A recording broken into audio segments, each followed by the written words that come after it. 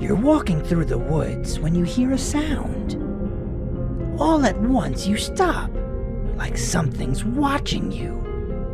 A breeze rolls by, and you become aware of a terrible smell. Now all that's left is to wait. Wait to see if the creature watching you is a gentle giant or a mad menace.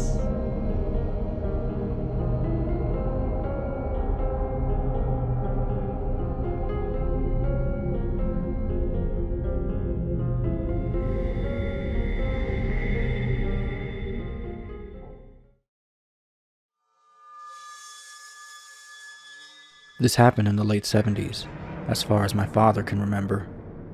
Around 78 or 79, when he was a teen, out hunting in the woods with his friend. This was a ways outside of Meridian, Texas, on a fall evening. My father and his friend spent a lot of time messing around in those woods, doing typical teen stuff, firing off bottle rockets, hunting raccoons, maybe having a drink or two sometimes. On this day, they were hunting for squirrels, so when they set out, my dad grabbed his .22 rifle. It was just a basic Ruger or something with the cheap scope on it. His friend had a really badass dog that wasn't scared of anything. He would run up to bulls and chase them. He would get into scraps with bobcats, and he would chase off raccoons. He was walking along with them in the woods that day. He said there was an old creek bed they would always go mess around in, so that's where they started. The walls of the creek bed were pretty high, so they hopped down into it and casually walked along, half-heartedly looking at the trees and such. All of a sudden, my dad said the dog started whimpering and wouldn't come out any further. It hung back about 10 feet from them, refusing to continue, no matter what they said. A few seconds later, he said that it tucked its tail and ran off back in the direction of the house. This made them confused, but they just shrugged it off. They took a couple of steps further, and he said that up ahead, the creek took a hard right turn, and elevated, up on the banks, were some trees. Now the sun was setting behind the trees, and beyond those couple trees was an open field, so you could see the sun setting relatively clearly. His friend stopped him and said, "Hey, do you see that?" and pointed in the direction of one of the trees. My dad said that he could see the outline of something big and seemingly hairy behind the trees, peeking out at them. They weren't sure what it was, so they called out, "Hey, we're just hunting over here. Are we cool?" No response or movements. My dad thought that maybe it was some sort of huge porcupine, not uncommon in the area. He held up his rifle and looked through the scope to try and figure out what it was. Since the sun was setting behind whatever it was hard for him to see any real detail. But my dad told me what he could see freaked him out. He said that all he could make out was a large black fur-covered head and shoulder peeking out as he was looking at it, with what he described as a large monkey-like hand grabbing the tree trunk. My dad froze, and his friend asked him what he saw. My dad just shook his head and handed his buddy the rifle. His friend saw it too, and was equally freaked out. They sat there for a minute, just staring at it. Both them and whatever that creature was, not moving. My dad has always said that he didn't know what came over him. Maybe just teenage hubris, but he suggested they go check it out. Both he and his friend clambered up the left side of the embankment, and when they got to the top, the creature had ducked behind the tree. They slowly approached and circled around the tree, my dad keeping the rifle handy. He always said that he didn't know why, because that small caliber wouldn't have done much of anything against something that big. They both circled around the tree, and it turned out there was nothing there. It was just gone. They didn't know where something that big could have run off to in that short amount of time without them seeing it, but nevertheless they checked the area just to see if they could find any sign of what it was. Turns out they found 2 depressions where it would have been standing, but due to the fall leaf litter, there wasn't any definition to the tracks. He did say that whatever it was big and heavy. The tracks were about 12 to 14 inches in length. Then he went on to say that they estimated the creature to be about 8 feet tall. Other than the tracks, there was nothing else to be found. No smell, no fur, no additional tracks. Nothing in the tree itself. Nothing. Afterwards, he said they decided to just go back to the house and never really mentioned it to anyone, or even each other. My dad does love the paranormal, but is a healthy skeptic when it comes to this stuff. That event, he says, made him a believer in Bigfoot. And after having my own encounter, I've come to believe in something as well. I'm not saying it was Bigfoot, but I think something is out there that hasn't been explained. This happened in 2013, in northeastern Ohio. I will add we also have an active Bigfoot hunters group who frequent the state park where this took place. My grandmother, high school boyfriend, and I were headed to the day parking area for the horseback riding trails when this happened. I was 17 at the time. We had just pulled into the entrance road to the parking area when I watched something walk across the black pavement road that headed back to the camping area. This road is probably 10 to 15 feet across, just enough for a truck and trailer to fit. I watched whatever this creature was cross the road, stop momentarily in the middle to glance at us, then continue walking. It probably took 1, maybe 2 steps for the creature to cross. I was the only one who completely saw this, as my boyfriend at the time noticed right as the creature hit the tall grass on the other side, heading towards the power lines. From where I was, the creature was about 400 yards away, so it was difficult for me to make out any specific features. I just knew it was large. It was walking on 2 legs, and it was not a person. I was understandably a little freaked out, but we continued to unload our horses and saddle them. We decided to start by walking the horses down the black pavement road to the gravel road, as this was the best way to get to a certain trail. At the exact point where I saw the creature walk, our horses became noticeably agitated. My horse specifically, who can frighten easily, began to fight me to pass that stretch of pavement. I could tell something was causing her to not want to continue and to run back to the trailer, which was not normal for her. Even as I got her past that spot, she continued to walk sideways, as if to make sure she could see what was behind her. All I can assume is that she smelled or sensed something in that area that was frightening her, and she wanted to bolt. I can't say for sure what I saw, but it was a memory that has stuck with me for a long time.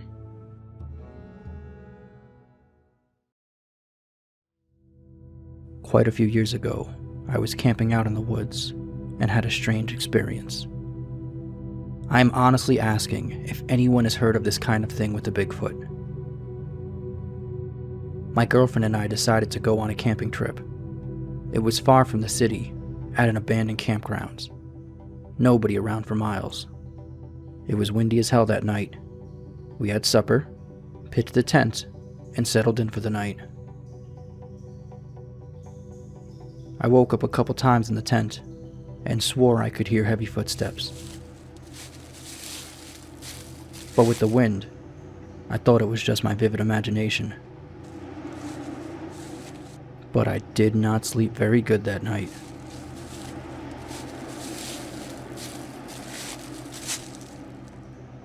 In the morning, my girlfriend and I got up and prepared some coffee. She looked back and turned white. I was confused, until I turned around. I turned back and looked back at the tent. Right over the back of the tent was a tall tree, and in that tree, maybe 9 to 11 feet up directly over the tent, was a freshly severed leg of a deer, dripping blood onto the tent. It had been impaled onto a broken branch. It was a fresh, bleeding kill. The part that still haunts me today is how far up the tree it was. I'm 6 feet tall, and there was no way I could have gotten that limb up there without climbing the tree. But there was no good way to climb that tree. I'm still wondering to this day how it could have gotten there. It wasn't there when we got to the campsite. It had to have taken something with huge reach to do that. The limb was also severed and not cut, like it was ripped off the body of the deer. Has anyone ever heard of something like this with a Bigfoot? I have tried to explain this event with any logical and rational process, but I'm at a loss. Needless to say, we packed up the car in record time and pissed off out of there as fast as possible. We never went back either.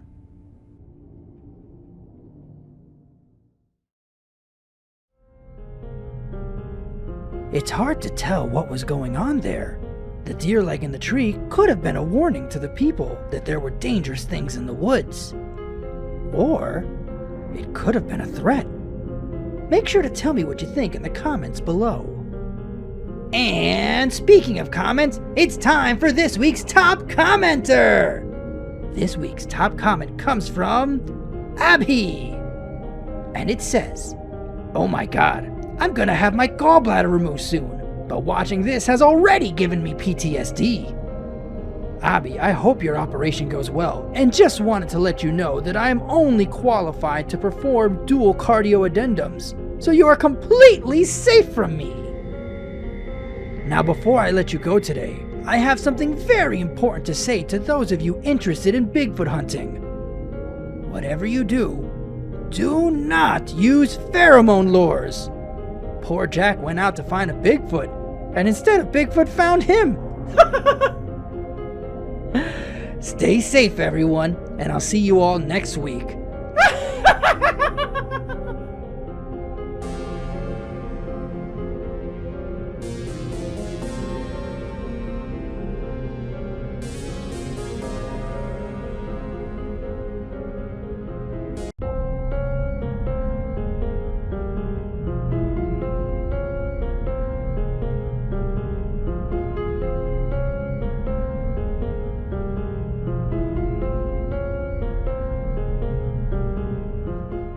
There's a reason why Papa Bones isn't afraid of bears, snakes, and lions. These are powerful animals, but they have patterns. Things that don't have patterns, that don't follow rules. That's what I'm afraid of. Tonight's scary story is about a paranormal prison. It exists within our walls. It has no patterns. It follows no rules.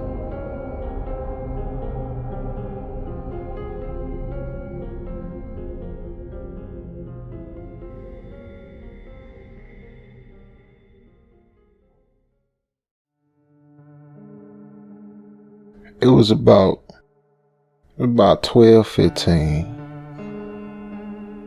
when I, got to the Johnson County Community Health Clinic. We called it the JWCHC. And I was there, because I had an appointment. And I set this thing up weeks ago, just a little routine checkup or whatever. And it wasn't, a new place for me. I've been there a whole bunch of times before. Now, the place had a weird kind of feel that just took you back to the old days. It's like it was a location from my childhood, something like that. It's like, just always felt like I've been there before. And I could never really put my finger on exactly what the feeling was or where it came from, but I just knew that I felt it. Now, when I walked in, I felt this feeling of just like deja vu sweep up over me. And, they had them fluorescent lights and they had that little hum going, and the floor had this white tile, and it was just like a little raggedy like beige paint on the walls. And I think that it was a TV mounted up in a corner, a little small flat screen, and it was playing a little PowerPoint presentation thing, and it had ads up there and events that was being held by the clinic and stuff. Now I passed the little empty waiting area and a small area of the main room with magazines and stuff and children playthings and little blue cushion chairs and stuff. And I come up on this lady at the front desk, and she was sitting in like this bluish gray office chair and looking at a spreadsheet on the same like Windows XP desktop that they had back since like, man, when they had XP, that was back when I was in high school, man. So I got up to the lady, and it was a sign-in sheet on the counter. So I started filling out, and I told her I had an appointment with Dr. Peepins. And she was like, what time? And I'm like, 12:30. And then she started typing something on her keyboard, and she said, okay. Gary Johnston? I said, yeah, that's me. She said, okay, I'll tell the doctor you're here. Please fill this out. Now, she handed me a clipboard, and, just your basic little, form to fill out and stuff. So I walked back to that waiting area, sat down, took a seat, and started filling out the form. Now, I'm about halfway done filling in my information, and I slumped back in the chair a little bit because I really ain't getting no sleep the night before. And I was up, we had a night little party, man. I was getting my party on last night. But anyway, so I sat back and I seen something real weird, man. It's like, my head never hit the wall. And really it felt like my head went through the wall. So I'm like, I'm expecting to lean back and feel some, the wall, and all of a sudden I don't feel nothing. So I jumped up looking crazy, and I'm looking at the wall, and I don't see nothing. Not a hole in the wall, no dent in the wall. And I'm like, man, I know. Like, I leaned back, and the wall right behind me, so I should have hit the wall. And I'm looking at the wall, and the wall here, so why didn't my head hit it? And I got it, man, in heads, I gotta, look, my head's so big, it don't make no sense, man. I'm talking about, like, I ain't never even been able to wear a hat. I ain't never even seen a hat I could wear. Every time somebody got a hat and I try to mug on, it's like man, it ain't even, it's like the little thing that the Jewish people be wearing, man. It's like one of them things on my head, man. So, I don't know what size hat I wear. I gotta figure that out. People be like, well, you ain't an 8. I guess I'm like somebody told me I might be like a 12 or 14. But I take pride in my big head, man. That's why I'm so smart. And my lady told me when I wake up, my head be 2-3 times bigger than it usually is. But anyway, I'm trying to figure out what's going on, man. So I reach out and touch the wall, and my fingers went right through the wall. So I jumped back on some scared stuff. I'm like, man, what was that? My voice got all high, man. And I thought, so I gotta be tripping. So I reached and touched the wall again, and the same thing happened. Again, my fingers went right through it. Now, all of a sudden, I lost my balance and tripped and fell straight through the wall. And I fell like face first onto some dirty tan carpet. Now, once I got back up, I realized that I was in a whole nother room. Not really a room, but it was like more like a set of rooms. Like each room led to another room, but it was all one big room. And all, cause the doors, there were no doors. It was like each room was just open, man. It's kind of like how in the office space, and everybody be in the office building, and they got their little computer, they little, them little cubes they be sitting in or whatever. It's like that, the room was like that. It was just a bunch of mini spaces or whatever, man. But anyway, and the walls was just covered in this like tan patterned wallpaper, man. And it stank, man. And the walls was kind of grungy and stuff.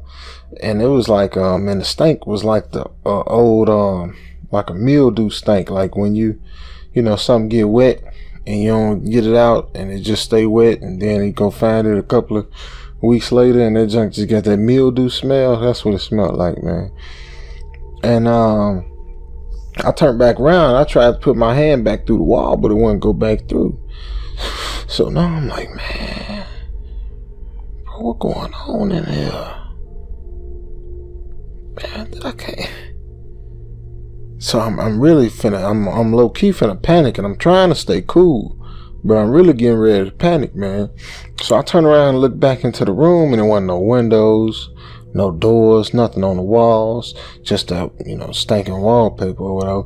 And it was just completely empty, man. Like, the only thing, it was like a plastic blue school chair was the only thing I could see in there. So now at this point, the only thing going through my head was just not just regular fear. Like, this was ultimate super duper fear. This was fear. I was so scared that I can't even put it in words, man. That's all I can tell you. I can't even put it in words, man. And I just kept, my mind just said, bro, you gotta get out of here, bro. You gotta get out of here, bro. You gotta get out of here. And it's just like in my head, just over and over, man. And I started running through the rooms, man. I'm moving and grooving. Now I got lost. I can't remember what room I first came in there. And I'm just moving to each room, and each room looked just like the last room. And I'm sorry, and I couldn't find no way out of nothing, man. So now I start thinking, like, is this is it? I'm finna die. I'm finna die up in this place, man. I'm finna starve to freaking death up in this place. And my plan, I had them wings. I went and got some wings from this place. I'm down here in ATL, but they do them just like Chicago, man. I had the wings. I was going to go over there and get me about a 50 piece out of myself, man. And now I'm sitting up here thinking I'm finna starve to death up in this place, man. And it had to be, I'm like trying to reason with myself, like, bro, it got to be a way out of here. I wasn't just going to be left up in here forever. It's impossible. Ain't no place just a forever place like this, man. Somebody gonna see I'm gone, and the doctor should be looking for me. Something gonna happen. But ain't nothing ever happened. Nobody ever called, came, or nothing. And, I had my phone on me, but of course, when you're in a horror movie situation, you don't get no signal. And every time I tried to call out, I just got that like some kind of stupid little beeping type noise, like the the no signal noise or whatever. And now, just when I started to just, like, I was finna break down in tears, I heard something from a little bit away. Some footsteps, man. But not no normal human footsteps.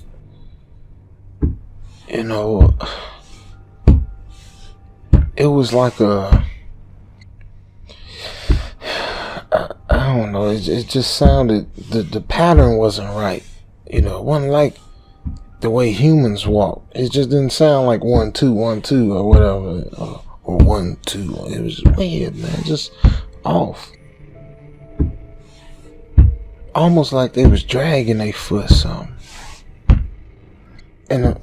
So now I'm like, this thing, whatever it is, sound like it's dragging his foot. And I could hear like a gurgling, like a type, like a gurgling zombie type noise, man. So now I ain't gonna say that I ain't gonna say I ran. I runned it. I runned it, man. I runned it like ain't nobody ever runned it before in the history of running. I was moving through them rooms left and right, hitting my elbow and stuff, keep going, jam my toe. Everything, I'm still moving. Nothing making me stop, man. So now I'm starting to feel myself get tired, and I'm just running, trying to push through it. But eventually, it's only so much, man. The human body only built for so much. So I finally just kind of fell out, and I was still trying to crawl and just do the best I could, man. it seemed like I was running for days, man.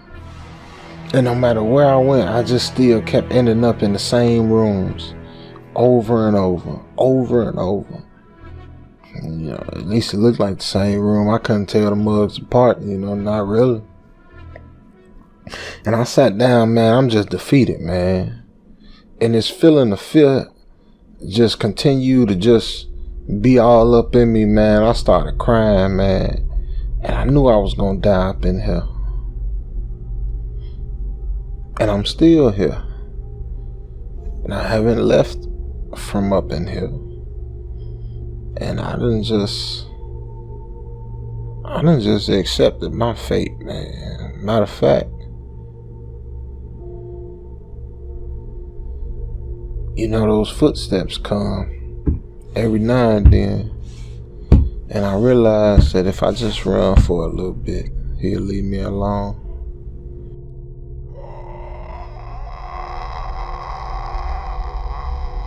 But sooner or later, I ain't gonna have the energy to run from that man no more. And I'm gonna have to face him. And when I do face him, I'm gonna beat the dog mess out that boy.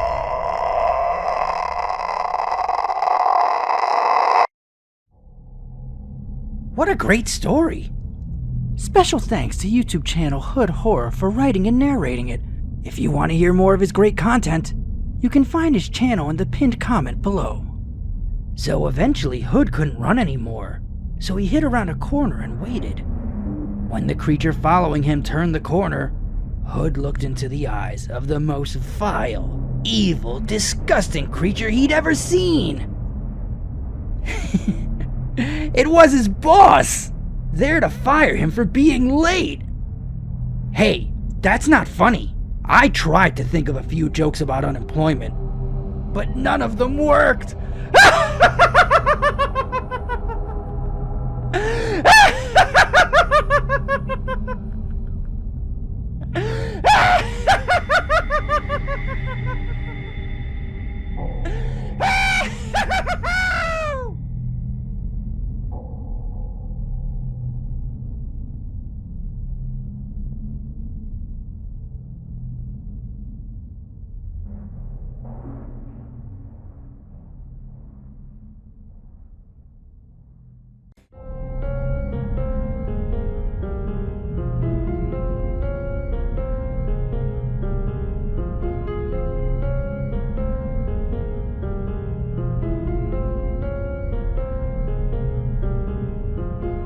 We've all gotten scared, heard something go bump in the night. But why does it stop there for some people, and for others, that's just the beginning? I don't know what the answer is, but tonight's stories come from 2 subscribers who had things go from creepy to crazy.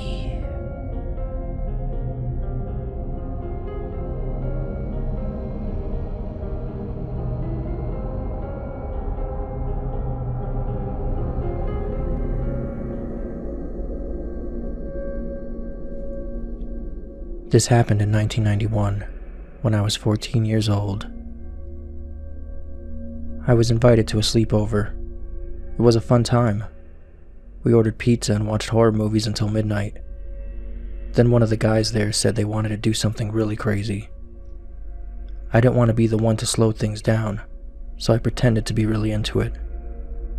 He pulled out a Ouija board. I'd been warned by my grandparents not to play with them.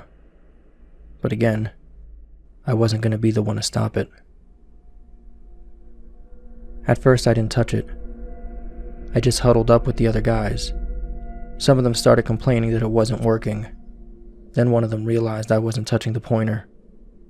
I said there wasn't much space on it, but they insisted. They said they needed everyone to do it or it wouldn't work. I took a deep breath and put my fingers on the pointer. We each got to ask it one question, and the pointer would move around. Some of the answers were really dumb. Someone was obviously controlling the pointer. After the first 2 questions, I started to relax. Ouija boards weren't scary. They were a toy or a game, like a magic 8-ball. The one we were using came from Milton Bradley. When it was my turn to ask a question, I got an answer. But I didn't ask a real question. I wanted to know about a girl, but I didn't want the guys there to make fun of me. So I asked some throwaway question, and the game just continued. Everyone was having a good time, but now I had to know if someone else was moving the pointer, or if my answer really came from the board. And I wanted to ask a real question.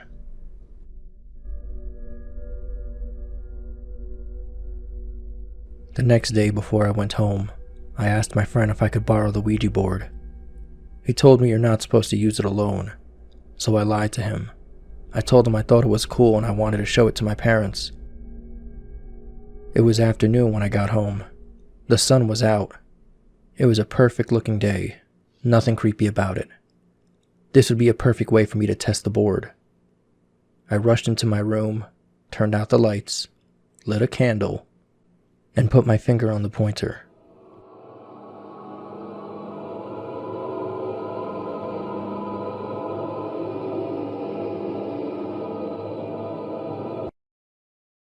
At first, nothing happened, but I sat there, patiently. Then I started to feel the pointer moving. My heart stopped. I didn't want anyone in my house to know what I was up to, because I didn't want to get in trouble. So I whispered, "Is anyone here?" And the pointer glided to yes. I couldn't believe it, but I wanted to believe it. I wanted to believe that there was something there with me that could give me answers to my stupid 14-year-old boy questions. I leaned in and asked for a sign. Something. Anything. Any way I could know that I did it right. That I wasn't just tricking myself. That something real was happening.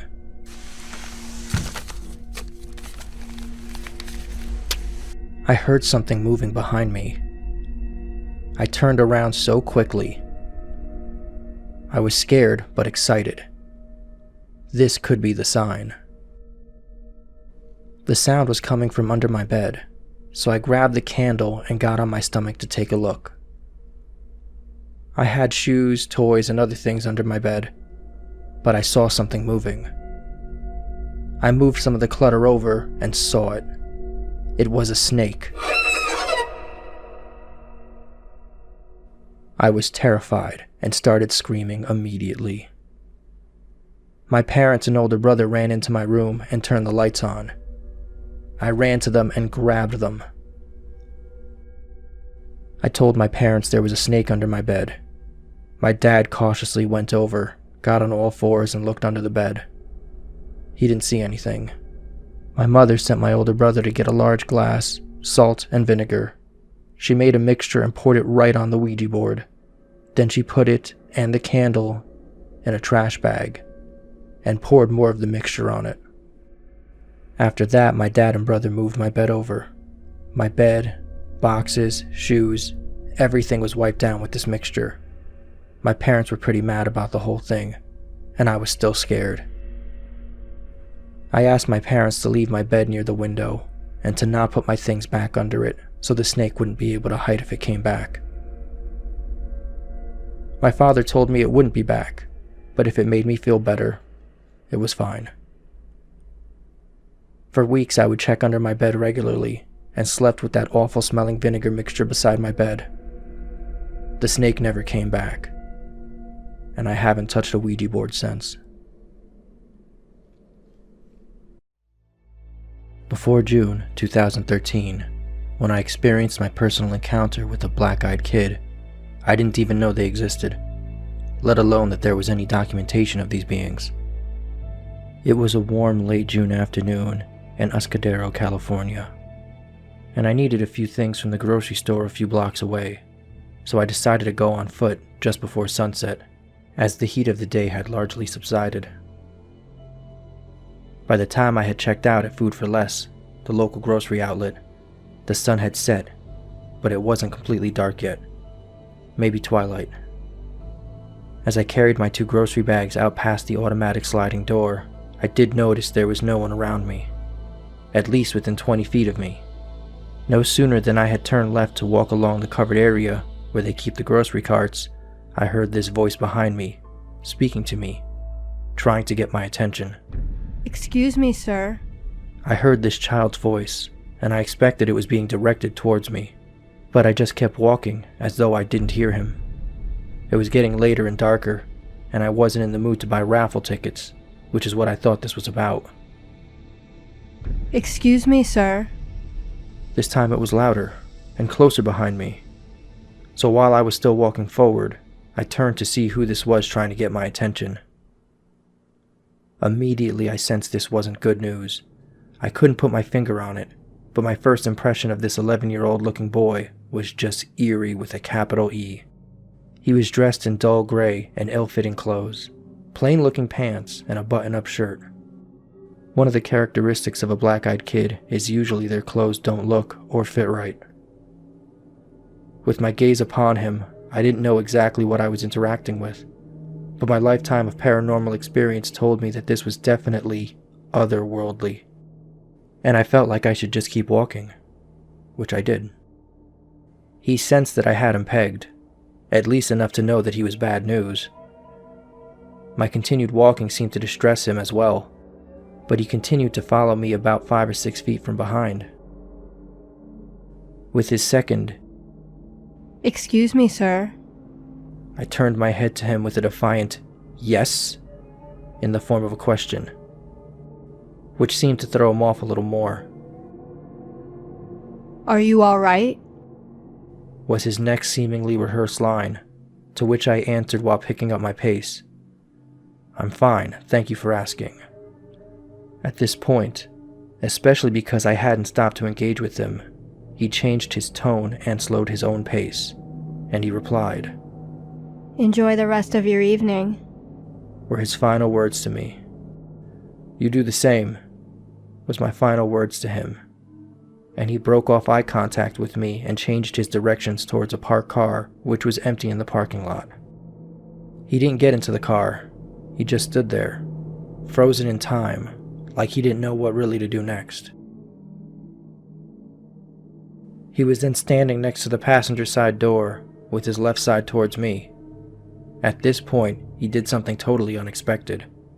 He took out of his pocket a long keychain. An actual chain of keys. Maybe a chain of 20 or 30 keys. And he flicked the chain like you'd flick a yo-yo. I don't have a clue as to why he did that, but I got a creepy feeling about all those keys on his keychain. Were they car keys? Or maybe the house keys of his victims?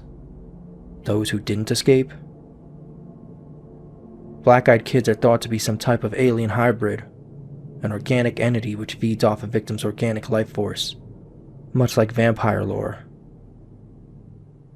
Another characteristic regarding a black-eyed kid encounter, they must ask permission beforehand from their intended victim before they can harm anyone. After dark, they'll usually knock on someone's front door, a monotonous programmed knock, and upon answering your door, they'll say something seemingly rehearsed like, "It's food time, don't you think you should invite me in?" They might ask for anything, a drink of water, to use the bathroom, the phone, whatever, but they need permission of some sort to proceed. Almost everyone who has a black-eyed kid encounter and survives has a terrible run of bad luck. Automobile accidents, or becomes deathly ill. My price to pay was the latter. I already had some health issues, but within a week or so, I was near death in the hospital with diverticulitis, and my family was making my funeral arrangements. Over the course of the next year, I gradually got better and recovered my health to what it was before the black-eyed kid encounter. I'll never forget the eerie feeling of dread I felt when I saw this being. Those ill-fitted clothes, those rehearsed lines, and oh yes, I'll never forget those solid black eyes. For anyone interested, the black-eyed kid encounter was taken from medium M.E. Spree's book, My Paranormal Life. He doesn't offer the book for sale, but he does have an apprenticeship program he does. His email will be linked in the pinned comment below.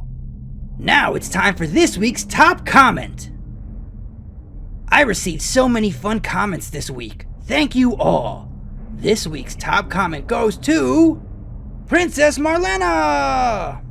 And it reads, "My brother and I used to be afraid of this old house in our friend's neighborhood.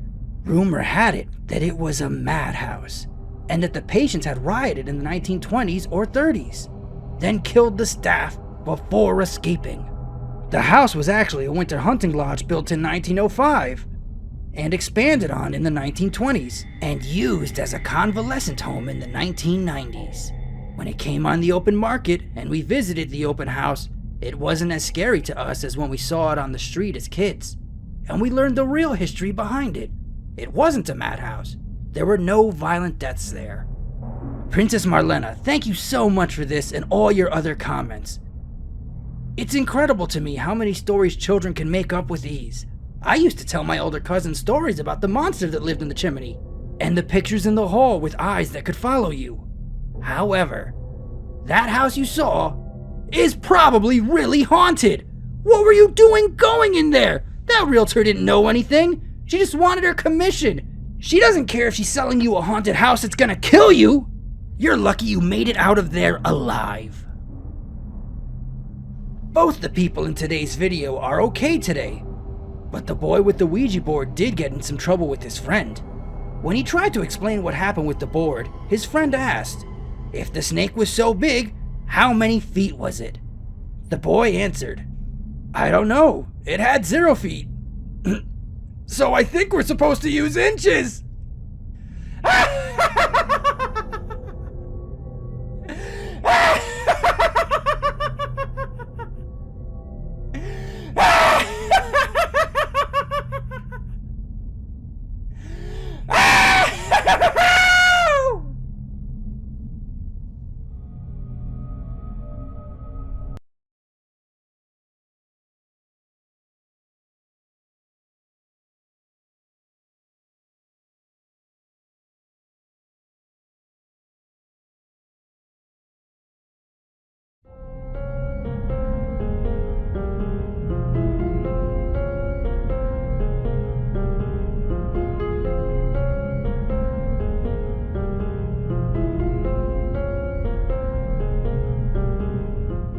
Do you ever wonder where names come from? Some cryptids have names that make perfect sense. Dogman, Bigfoot, the Ozark Howler. But some names cause more confusion than anything, like tonight's cryptid, that tricky shapeshifter, the Goatman.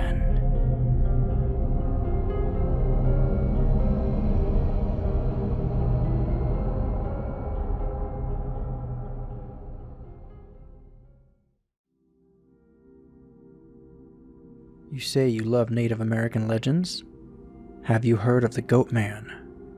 No? Then please, allow me to enlighten you. I heard the legend when a power outage on our reservation made us decide to have a fire.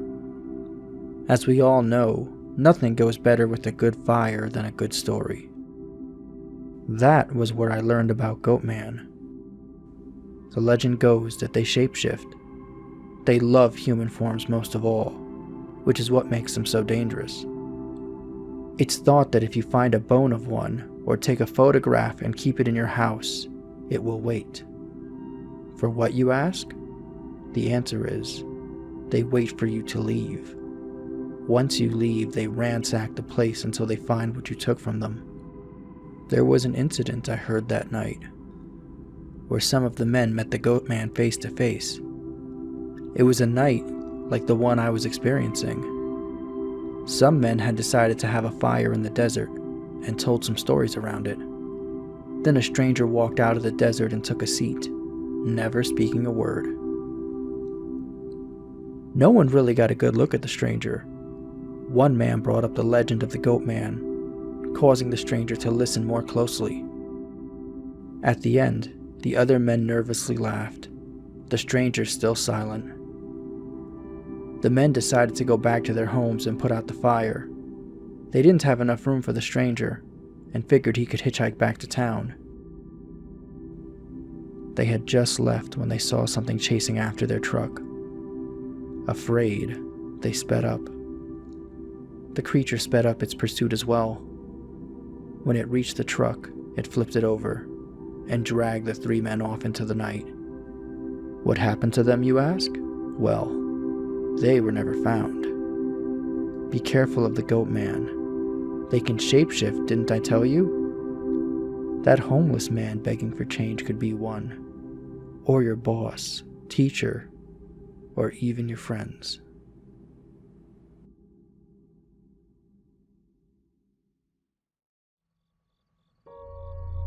I don't know where else to share my story. I don't really care where it's posted. The only thing that matters is that it is posted. My name is Kyle. This is my Goatman experience. I learned about the Goatman while camping in the woods with my friends Paul and James. We'd all been friends since 3rd grade, and Paul's family was moving away. It was supposed to be a 1-hour hike, but Paul got lost, and it ended up taking us 3 hours to make it to the campsite. It was a difficult day for all of us. I guess it was worse on Paul.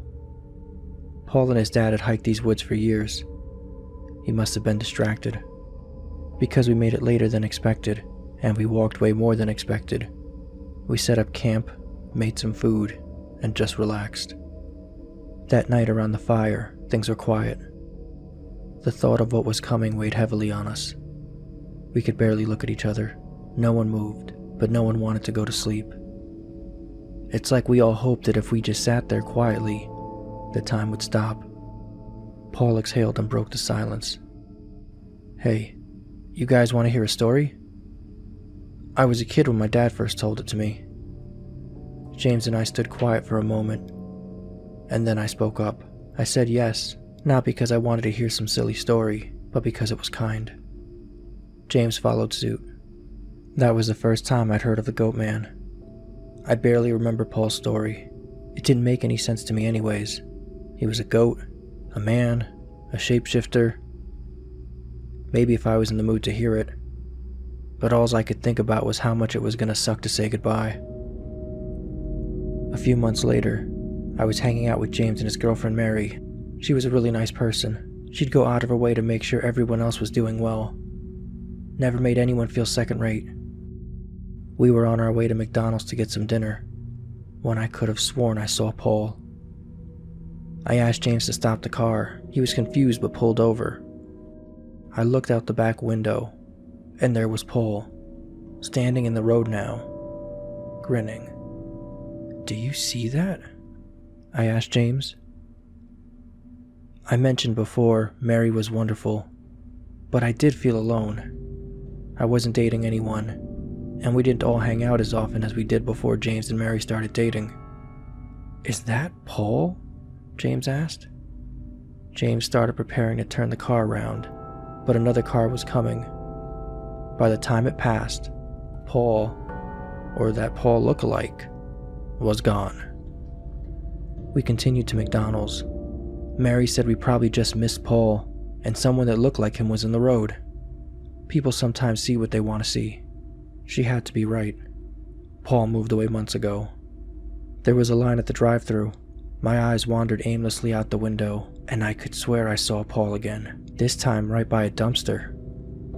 I didn't bother to tell James or Mary. I just got out of the car and headed towards him. As I walked, his expression didn't change. He started backing up and disappeared behind the dumpster. By the time I made it there, he was gone. But there was an old homeless man there, looking at me like he expected me, with that same creepy grin. I ran full speed back to the car, jumped in, and locked the door. Mary immediately asked if I was okay.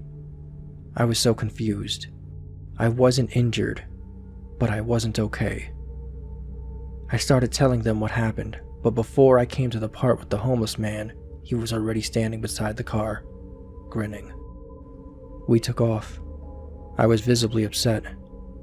James and Mary drove me to my house. When we got there, no one was home but my dog Einstein.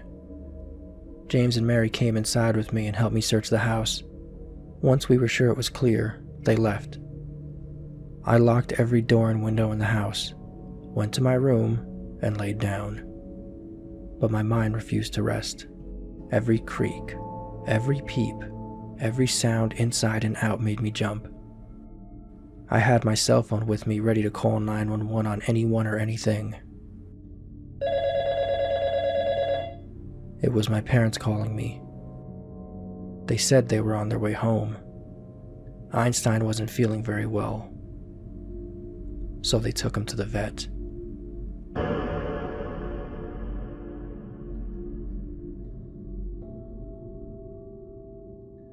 Oh no! Kyle, you need to go away! Kyle did go away. Get away. But before that, we need to get to this week's top comment. This week's top comment comes from Jarrett, commenting on the Ted Bundy's ghost video. And it reads, "My security instructor was a guard at that prison, and he had Ted Bundy. I asked him about the ghost sightings, and he said they were legit. Lots of guards saw Ted Bundy's ghost," he said. Not only was this an awesome comment, but don't be surprised if you see Jarrett's name on an upcoming episode of True Subscriber Stories. Thanks for the comment, Jarrett. You're this week's top commenter. When the goat man reached Kyle that night, he was terrified, but had a plan. Upon entering his room, Kyle looked up and said, "Dad, where have you been?" The goat man looked confused and asked Kyle, "When did you find out you were my son?" And Kyle replied, "When I was a kid!" Get it? Kid? Oh, come on. That joke wasn't that bad.